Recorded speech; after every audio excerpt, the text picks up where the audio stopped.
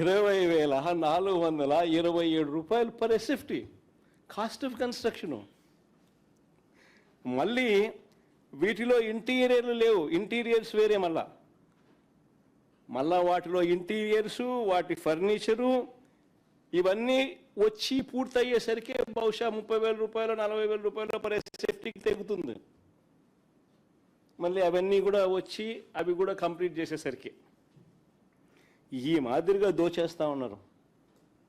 మళ్ళీ ఇంకా ఆశ్చర్యం ఏమిటో తెలుసా, ఇక్కడ కన్స్ట్రక్షన్లకు ఈ బిల్డింగులకు ఇసుక ఫ్రీ.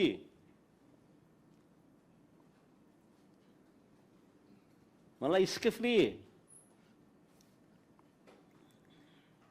వీటికి జిఎస్టీ ఎగ్జంప్షను, వీటికి జిఎస్టీ రీయింబర్స్మెంట్ ఉంది, ఎంఈఆర్ఐటి ఎగ్జంప్షన్ ఉంది, డిఎంఎఫ్ ఎగ్జంప్షన్ ఉంది, ఎన్ఏసి ఛార్జెస్ ఎగ్జంప్షన్స్ ఉన్నాయి. ఇవన్నీ కూడా రీయింబర్స్మెంట్. వీటి అన్నింటి కూడా రీయింబర్స్మెంట్లో ఉన్నాయి ఇవన్నీ కూడా. సో చూడండి ఒకసారి మీరే ఆ జీవోలు వాళ్ళు ఇచ్చిన నంబర్సు అన్నీ చూపించమో ఒకసారి. ఫస్ట్ చూపించు, ఆ నుంచి చూడండి.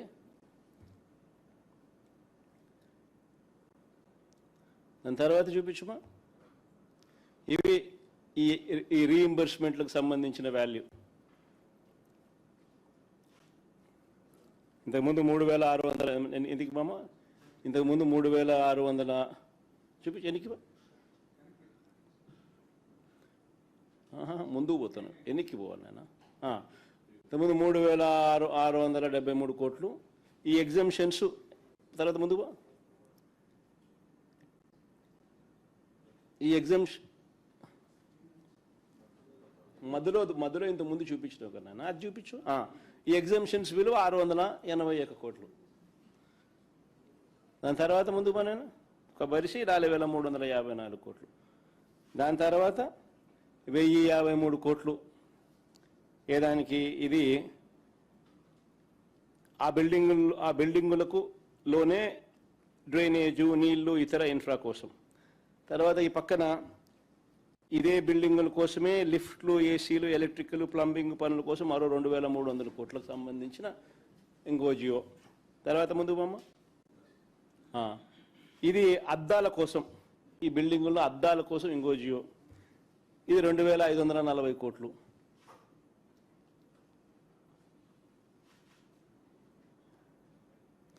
ఈ మాదిరిగా లూటీ జరుగుతూ ఉంది.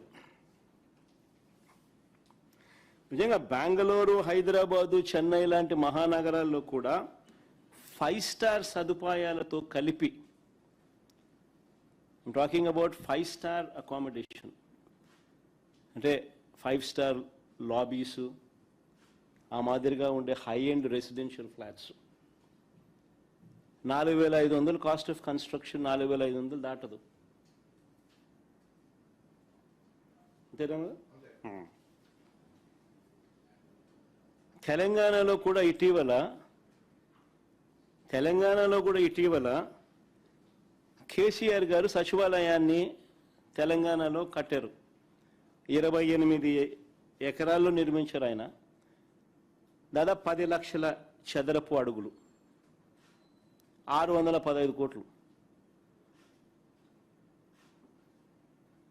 అట్టేసుకున్న 6,000 రూపాయలే. కేసీఆర్ కూడా కన్ను చెదురుతాయి 20,427 రూపాయలు అంటే.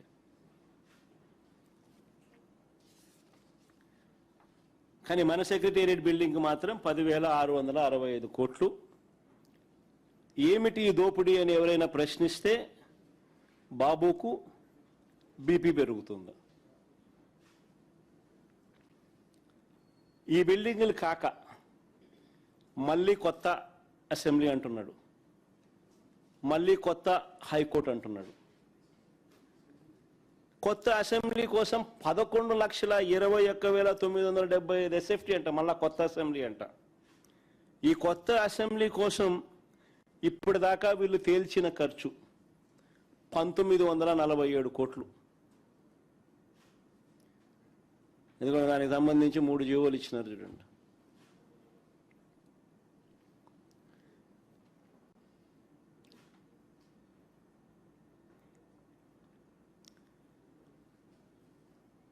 అంటే స్క్వేర్ ఫీట్కు 17,356 రూపాయలు పడినట్టు.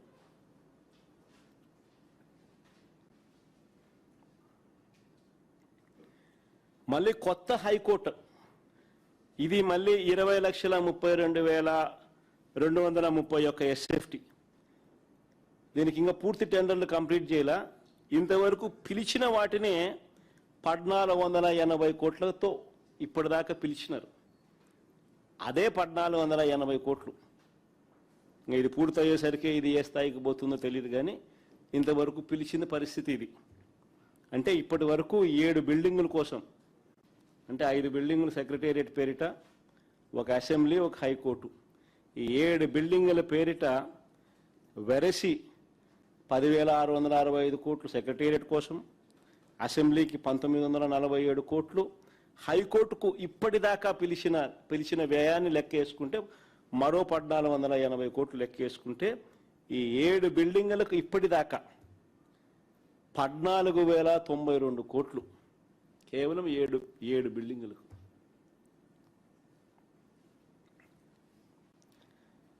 నిజంగా ఇది బిల్డింగుల వరకు పరిస్థితి ఇట్లుంటే, ఇక రోడ్లు చూస్తే నిజంగా మళ్ళీ కళ్ళు చెదురుతాయి. అమరావతిలో వేసే రోడ్ల స్కాములు చూస్తే దేశంలో ఎక్కడ కూడా హైవేలు వేసినా కూడా కిలోమీటర్కి అయ్యే ఖర్చు ఎంత అని చెప్పి ఈ మధ్యకాలంలోనే 5 సెప్టెంబర్ 2026 పార్లమెంటులో కేంద్ర మంత్రి గారిని, హైవేస్ మినిస్టర్ని నితిన్ గడ్కరీ గారిని ప్రశ్న అడిగినారు పార్లమెంట్లో.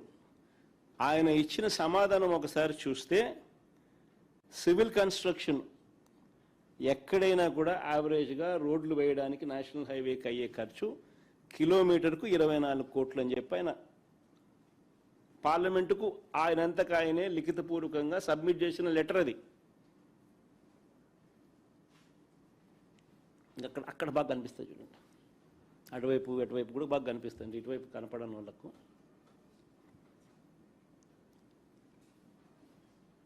కానీ మన అమరావతిలో ఎంత తెలుసా కిలోమీటర్ ఖర్చు? 53 కోట్లు. 53 కోట్లు. ఇంకా విచిత్రం ఏమిటో తెలుసా? విజయవాడ బెన్ సర్కిల్ ఫ్లైఓవర్, మీకు అందరికీ కూడా, విజయవాడలో ఉన్న వాళ్ళకి అందరికీ కూడా పరిచయం ఉన్న అంశమే ఇది. బెన్ సర్కిల్ దగ్గర ఫ్లైఓవర్కు 69 కోట్ల రూపాయలు కిలోమీటర్కి ఖర్చు అయితే, చంద్రబాబు నాయుడు గారి సీడ్ యాక్సెస్ నుంచి, అమరావతిలో సీడ్ యాక్సెస్ నుంచి నేషనల్ హైవేకు వారధి వద్ద కలిపే ఫ్లైఓవర్కు వీరు పెడతా ఉన్న ఖర్చు కిలోమీటర్కు 189 కోట్లు.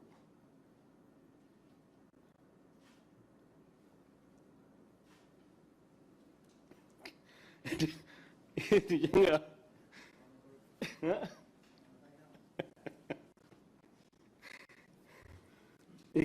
ఇక అమరావతి ప్లాట్ల స్కాములు చూస్తే, ఇక అమరావతిలో అలొకేట్ చేసే ప్లాట్ల స్కాములు చూస్తే, చంద్రబాబు నాయుడు గారి మనుషులకు, అంటే ఏబిఎన్ ఆంధ్రజ్యోతి రాధాకృష్ణ గారికి, అశ్విని దత్ గారికి, బలుసు శ్రీనివాసరావు గారికి, బెజవాడ రమేష్ గారికి, ఇలాంటి వారికి, వీరి కాక తన బినామీలకు, ఇలాంటి వారికి అమరావతిలో రోడ్ల పక్కన విలువైన రిటర్నబుల్ ప్లాట్స్ ఇస్తారు. అదే సామాన్య రైతులకు వచ్చేసరికి వాళ్లకు చెరువుల్లోనూ, వాగుల్లోనూ, కుంటల్లోనూ వాళ్ళకి ఇస్తూ ఉన్నారు.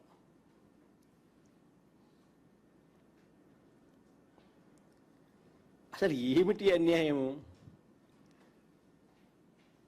మొదట తీసుకున్న 50,000 ఎకరాలకి దిక్కు లేదని రైతులు అంటా ఉంటే, ఇది పరిస్థితి అని రైతులు అంటా ఉంటే, ఈ 50,000 ఎకరాలు సరిపోవని ఇంకొక 50,000 ఎకరాలకు రైతులను ఇబ్బందులు పాలు చేస్తూ వాళ్ళు ధర్నాలు చేస్తూ ఉన్నా కూడా లెక్క చేయకుండా వారి దగ్గర నుంచి బలవంతంగా లాక్కునే కార్యక్రమం జరుగుతూ ఉంది ఇప్పుడు. నిజంగా బాధ్యత గల ప్రతిపక్షంగా మేము ఇవన్నీ కూడా చంద్రబాబు నాయుడు గారిని ప్రశ్నిస్తూ ఆధారాలతో సహా బయట పెడతా ఉన్నసరికి చంద్రబాబు నాయుడు గారు బీపీ పెరుగుతూ ఉంది, ఇష్టం వచ్చినట్టుగా తిడతా ఉన్నాడు, అబద్ధాలు చెప్తా ఉన్నాడు, అబద్ధాలతో తిట్టిస్తూ ఉన్నాడు. ఆయన మంత్రులు అందరూ కూడా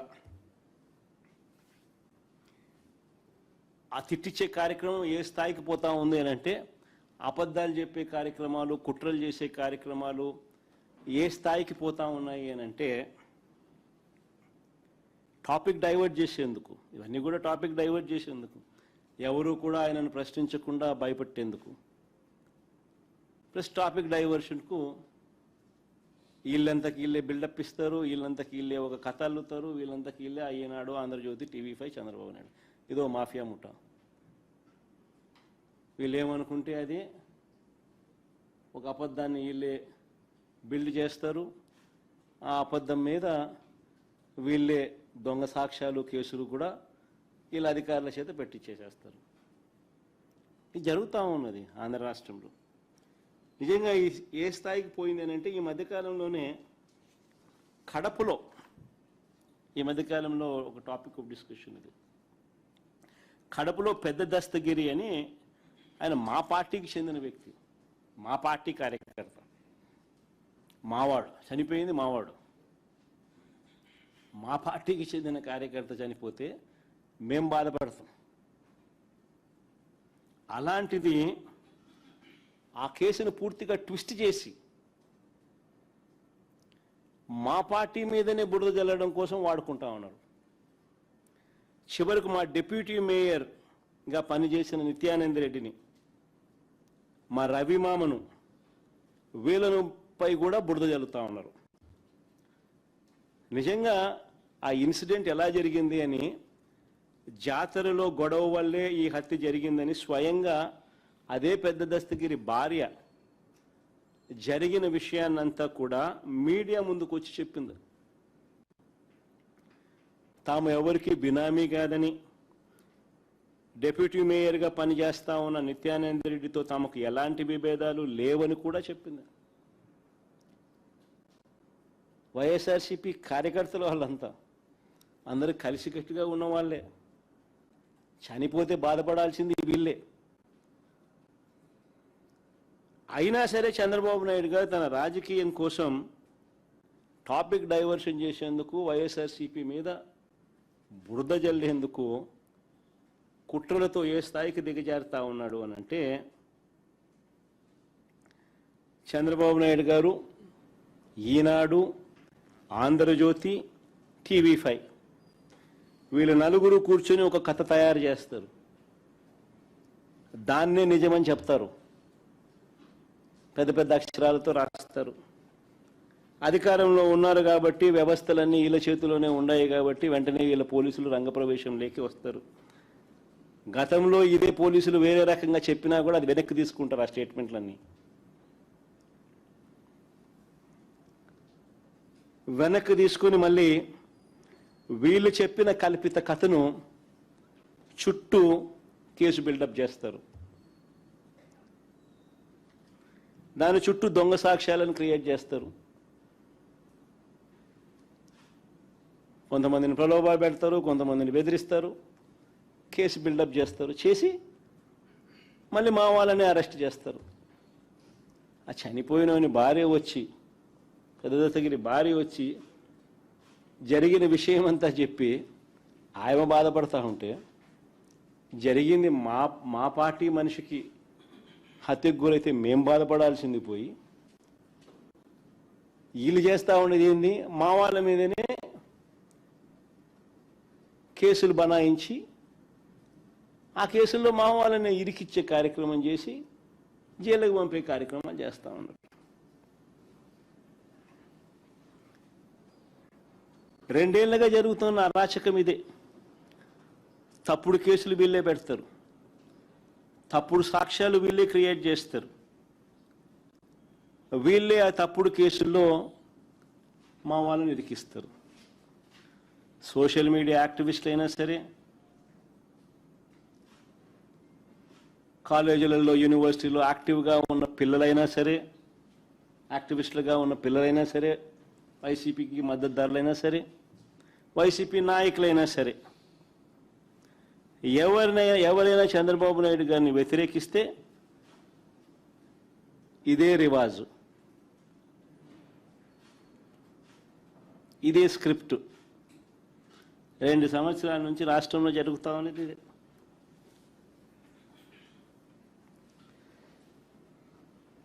నేను అడుగుతా ఉన్నా అసలు చంద్రబాబు నాయుడు గారిని, అసలు అయ్యా చంద్రబాబు, అసలు ఎవరిదయ్యా గొడ్డలి పార్టీ అని చంద్రబాబుని సీరియస్గా క్వశ్చన్ చేస్తా ఉన్నా. ఎవరిదయ్యా గొడ్డలి పార్టీ? ఎవరిదయ్యా గన్ కల్చర్? ఎవరిదయ్యా హత్యా రాజకీయాలు? ఎవరివి హత్యా రాజకీయాల సంస్కృతి అని అడుగుతా ఉన్నా. ఇదే చంద్రబాబు నాయుడు గారిని సూటిగా. మా కుటుంబంలో ముగ్గురు, మా తాతగారు, మా నాన్నగారు, మా చిన్నాన్నగారు, ముగ్గురు బలైపోయారు. మేం బాధితులం.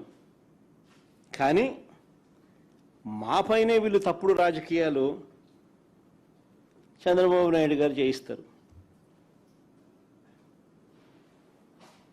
మా తాతగారు రాజారెడ్డి గారిని చంపింది ఎవరని అడుగుతా ఉన్నా చంద్రబాబు నాయుడు గారిని. టీడీపీ వాళ్ళు కాదా? ఈ ఘటన చంద్రబాబు ముఖ్యమంత్రిగా ఉన్నప్పుడు కాదా జరిగింది అని అడుగుతా ఉన్నా. 1999 అసెంబ్లీ ఎన్నికలకు ఏడాది ముందు, 1999 చంద్రబాబు నాయుడు గారు ముఖ్యమంత్రిగా ఉన్నారు. 1999 ఎన్నికలకు ముందు, ఏడాది ముందు చంద్రబాబు నాయుడు గారు ముఖ్యమంత్రిగా ఉన్నప్పుడు మా తాతగారిని రాజారెడ్డి గారిని చంపారు. కేవలం నాన్నగారిని రాజశేఖర రెడ్డి గారిని పులివెందులకి కట్టడి చేయాలి అన్న ఒక్క రాజకీయ కోణంతో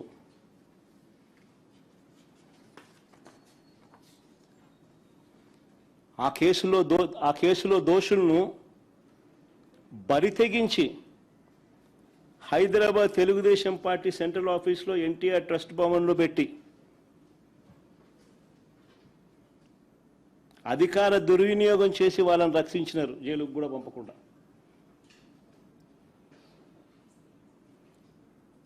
మరి ఇది ఎవరిదయ్యా క్రిమినల్ బ్రెయిన్ చంద్రబాబు గారు అని అడుగుతాను. ఎవరిదయ్యా క్రిమినల్ బ్రెయిన్ అని అడుగుతాను చంద్రబాబు నాయుడు గారిని. మా నాన్నగారి విషయంలోనూ అంతే. మా నాన్నగారు చనిపోక మునుపు 2-3 రోజుల కిందట అసెంబ్లీ సమావేశాలు జరుగుతూ ఉన్నాయి. అప్పట్లో ఆ అసెంబ్లీ సమావేశాలు క్లిప్పింగ్స్ ఒకసారి చూడండి మీరు కూడా. చంద్రబాబు నాయుడు గారు అన్న మాట అసెంబ్లీలో, నువ్వు అసెంబ్లీకి ఎలా వస్తావో నేను చూస్తానన్నాడు. చంద్రబాబు నాయుడు గారు అన్న ఈ మాట తర్వాత 2-3 రోజులకి నాన్నగారు చనిపోయారు. Helicopter accident.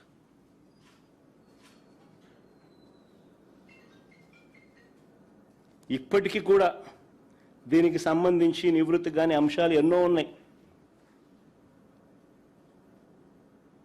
ఎవరిదయ్యా Chandrababu criminal brain అని అడుగుతా ఉన్నా. మా చిన్నాన్న వివేకానంద రెడ్డి గారిని ఇదే చంద్రబాబు ప్రభుత్వంలో హత్యకు గురైన మాట వాస్తవం కాదా అని అడుగుతా ఉన్నా.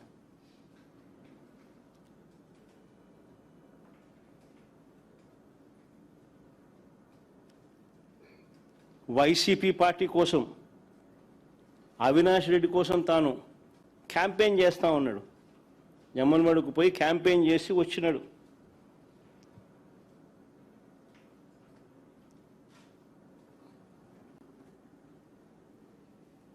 పైగా తానే వివేకం చిన్నానని హత్య చేశానంటూ సాక్షాత్తు టీవీలో లైవ్ టీవీ షోలో చెలరేగిపోయి విచ్చలవిడిగా మాట్లాడిన ఈ దస్తగిరి అనే వ్యక్తి, చంపిన వ్యక్తి, నేనే చంపాను అని చెప్పి విచ్చలవిడిగా చెలరేగిపోయి మాట్లాడే టీవీ లైవ్ షోలో ఈ దస్తగిరి అనే వ్యక్తి ఇవాళ స్వేచ్ఛగా పోలీసుల వత్తాసుతో దర్జాగా కారులో తిరుగుతూ ఉన్నాడు. జైల్లో ఉండాల్సిన వ్యక్తి దర్జాగా కారులో తిరుగుతూ ఉన్నాడు ఈరోజు.